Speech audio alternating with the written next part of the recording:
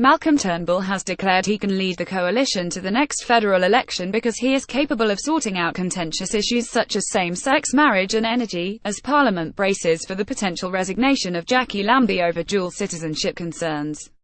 Turnbull made a public appeal for calm when he faced travelling reporters in the Philippines on Monday, after being asked whether he was concerned this trip could be his last international meeting, and what message he would send to doubters in coalition ranks.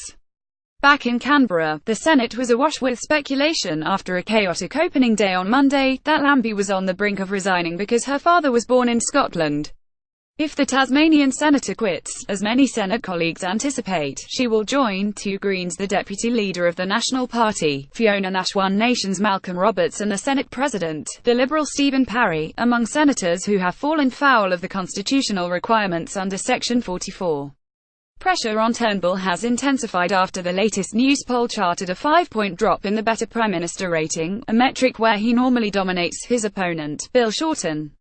The new poll put the Liberal deputy leader, Julie Bishop, a potential rival in any leadership conflagration, ahead of Turnbull as preferred party leader, 40% to 27%, with Peter Dutton behind both on 11%. The poor result in the poll, published late on Sunday night, followed weeks of rolling chaos and contention courtesy of the citizenship imbroglio, culminating in the loss of the government's lower house majority at the weekend with the resignation of John Alexander.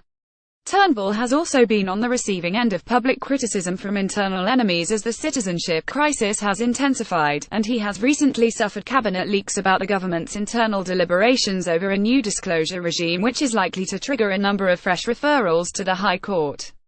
The Prime Minister said his message to people in the coalition who might be doubting his capacity to get the government out of its political hole was, "We face plenty of challenges in politics and we deal with them." Turnbull said democracy was certainly unruly, but that had always been the case. He said the record of his prime ministership was when these big issues come up, resolving them, getting them sorted out. The Prime Minister said he was focused on delivering for Australians, on national security and economic security, and when it came to resolving the citizenship fracas, MPs and senators needed to comply with the law. He said the disclosure regime would put all the facts on the table, and then the Houses of Parliament could move forward with any referrals to the High Court that might be necessary. With the Senate in session for a week, the government on Monday struck a deal with Labour over the disclosure regime for dual citizenships, with declarations from MPs to be in the public domain no later than the 1st of December.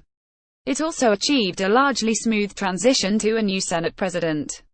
Scott Ryan, a Turnbull ally and former frontbencher, assumed the post on Monday with Labour's support but found himself immediately tested during a rowdy session of question time. Another internal pressure point also looms, with a renewed internal fight underway on marriage equality in anticipation of a yes vote in the postal survey. The result will be announced on Wednesday.